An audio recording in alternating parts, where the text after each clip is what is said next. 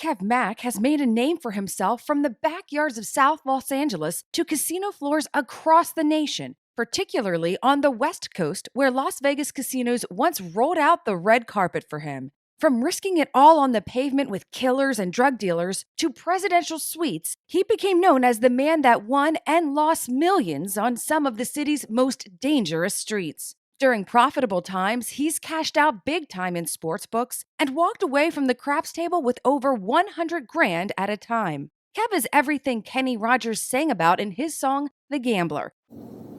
This audio book is of Sprung, Memoirs of a Legendary Gambler by Kev Mack. Chapter 1, A Gambler in the Making. My earliest memory of legalized gambling goes back as far as a kid, when my father took my brother and I to bet on horse races at Hollywood Park in Inglewood, California, not far from where we grew up. Past the 8th pole, Sunday Silence, Criminal Type. It's a soul-stirring duel, there's nothing in it. Criminal Type the inside and Sunday Silence. One head up and one down. Sunday Silence, Criminal Type hit the line. Criminal Type on the rail has won the Gold Cup by a nose to Sunday Silence. It only took a couple of races to figure out I wasn't as lucky as my brother. The horses proved to be a little too challenging for me, as I had never watched horse races, nor studied the horses, jockeys, or trainers like I had football, baseball, and the players. In my adolescent years, I attended Webster Junior High School in West Los Angeles, where my friends and I made $2 bets for extra lunch money. We would make friendly wagers on boxing, NFL games, and various after-school activities. Though I was a huge baseball fan, not many people were willing to bet me on baseball. I guess you could say I was the only Pete Rose in the bunch. That is, until television baseball hit the market in 1980. My parents pieced up to purchase my first video game for Christmas. I became a beast in the Intellivision game console in everything. Armored tanks, golf, horse racing, boxing, football, basketball, but most certainly in baseball. I found myself wrapped up in gambling one summer against this older guy in the neighborhood and his friend, Chipper. Chip lived on Harcourt in 57, 2 blocks east of where I grew up. History.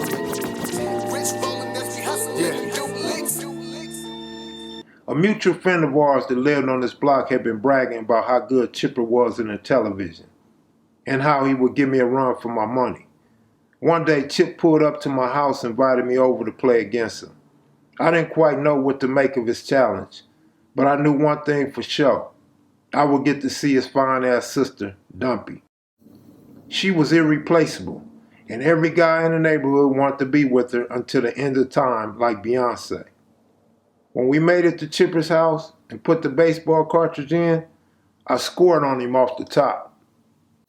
This is going to be easy, I thought to myself. After that, I broke out my bag of tricks. I decided to use my favorite fake bag game tactic. This was the same bait and trap tactic I used against my older brother during our sibling rivalries. This is how I learned to keep my game from being broken at home after the physical tirades my brother would have. In this case, I used it as a test to see how well I could perform under added pressure. I intentionally walked Chipper until I loaded the bases, and then turned around and struck him out 3 times consecutively. Chip's friend fell out laughing at him. Who the hell strikes out in Intellivision baseball? Chip was pissed off at his friends for chuckling at him, and then he offered me $20 if I could beat his friend. I couldn't believe what I was hearing. $20? I asked in my Dennis the Menace voice. You got a deal. Chip then turned around and bet his friend $50 that I would beat him. His friend took the bet and I smashed him too, sending him into immediate retirement, never to be seen by me again. This turned out to be a true coming-of-age moment for me. Not only did this event spark the great Kev vs. Chipper games, but also introduced me to the seedy world of serious gambling, a world I would later become all too familiar with. The betting started off at $10 per game. This was nothing considering the fact I just made an easy $20 for smashing Chip's friend. Then it dawned on me. This could be a very profitable opportunity for me. And sure enough, I began to cash in immediately and put Chip's game to shame all at the same time. His defense was not nearly as flawless as mine, but I couldn't help but respect how he adapted to the small ball philosophy I picked up from watching Tommy Lasorda, manager of the Los Angeles Dodgers. My own inflated young ego soared alongside of my pride. I was the neighborhood champ, hands down, that is, until I came crashing down to earth one dark, dismal day when Chip hit a lucky home run to beat me out of an Andrew Jackson. I was stunned, not to mention outraged, when he had to get ready for a date. I angrily picked my fractured pride up off the ground and did mine's rolling. A few days later, I cashed in my soda cans and my mother's beer cans at the aluminum recycler on Slauson. I had been saving cans to buy baseball cards, but this time I cashed them in and popped up at Chipper's house uninvited. It was bad timing though, because Chipper had a woman over. I was wondering what took him so long to answer the door.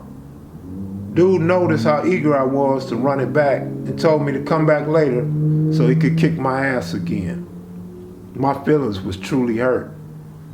As it turned out, he was more eager than me. He popped up at Mom's house later that evening to pick me up. I suppose Chip's mother noticed how much time I was spending at her house, so she decided to say something about it when we walked up. "Chipper, you ought to be ashamed of yourself for riding around with that little boy all the time. Don't you have any friends your own goddamn age?" My heart dropped. I heard her yelling.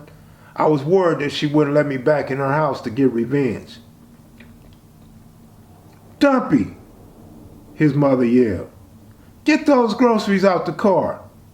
Dumpy and I nearly bumped into each other as she hurried out the front door. "You need some help?" I asked her. "Nah," Chip answered, thinking I was talking to him. "Not you, big homie. I was talking to your sister," I mumbled. "What you say?" he asked.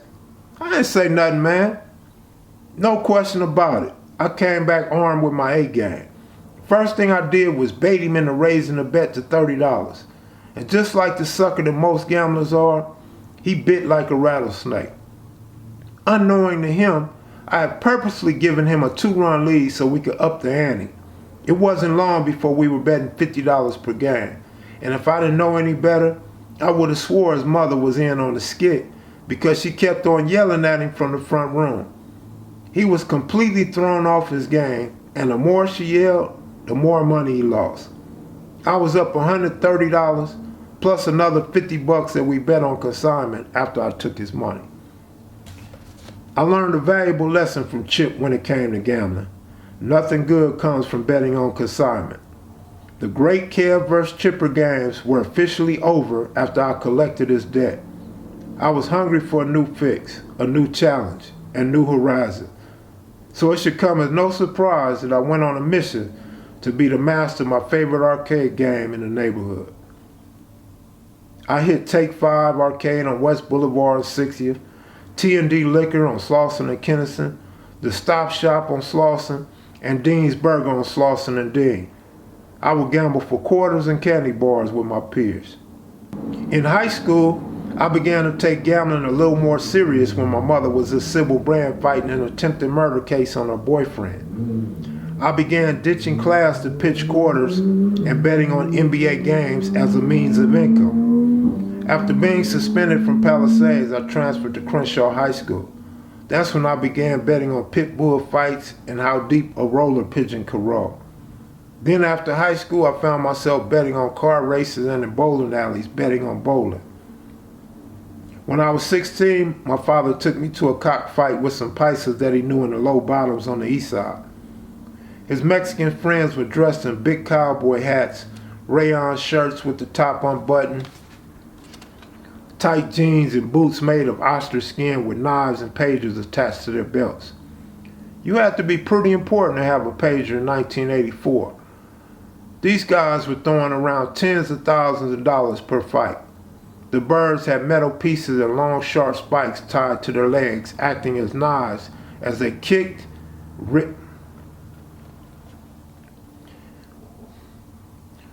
Jeans, jeans and ostrich boots, jeans and boots made of ostrich skin with knives and pagers attached to their belt. You had to be pretty important to have a pager in 1984. These guys were throwing around tens of thousands of dollars per fight. The birds had metal pieces and long sharp spikes tied to their legs, acting as knives as they kicked, ripping each other into pieces. Of course, my brother wasn't there. He was always in and out of YTS, the county jail and prison. So the only quality time we shared growing up was during visits. He received so much praise and attention from our family while incarcerated that I imagined someday it might be me on the other side of the fence.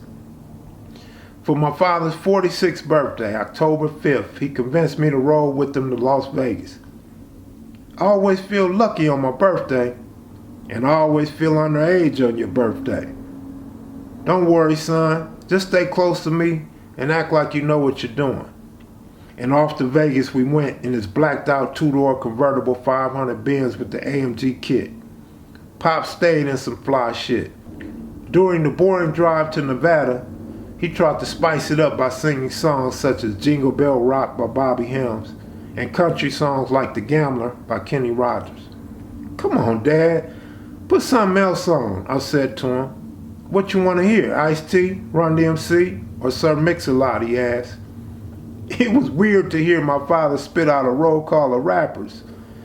Anything but this garbage you got me listening to, I answered. Pop slapped in a Dr. Dre Rhodium Swap Meet mixtape with Gangsta Gangsta by NWA.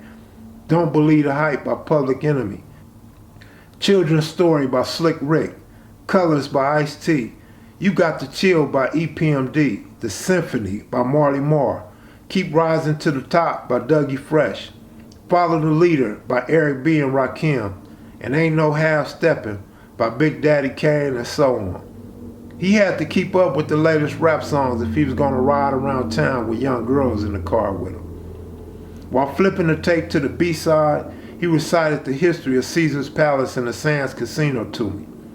Those were his two favorite spots in the 1970s. He told me how he loved to gamble, but he always set limits and never lost more than he could afford.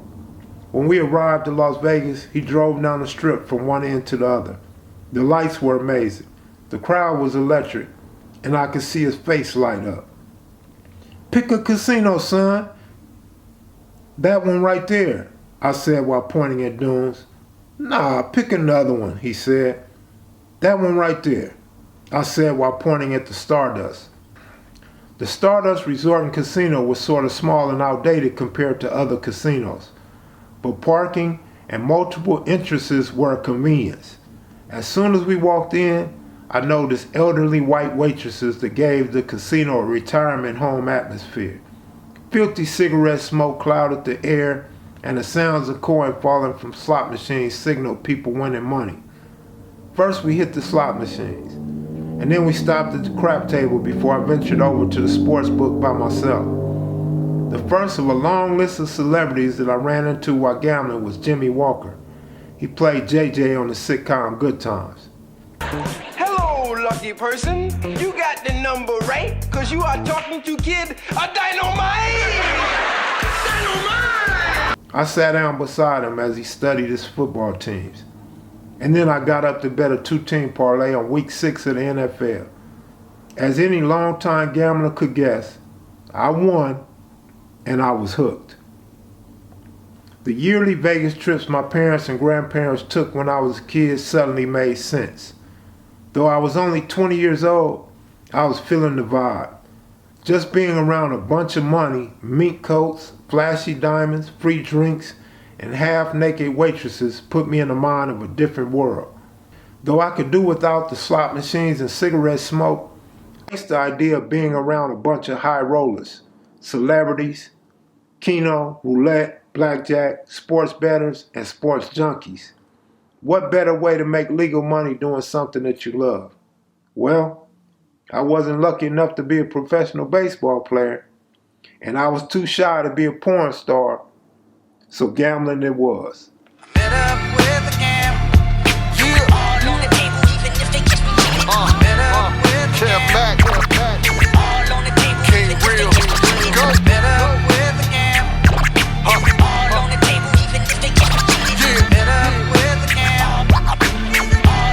low rider, silver rag top, it was clean.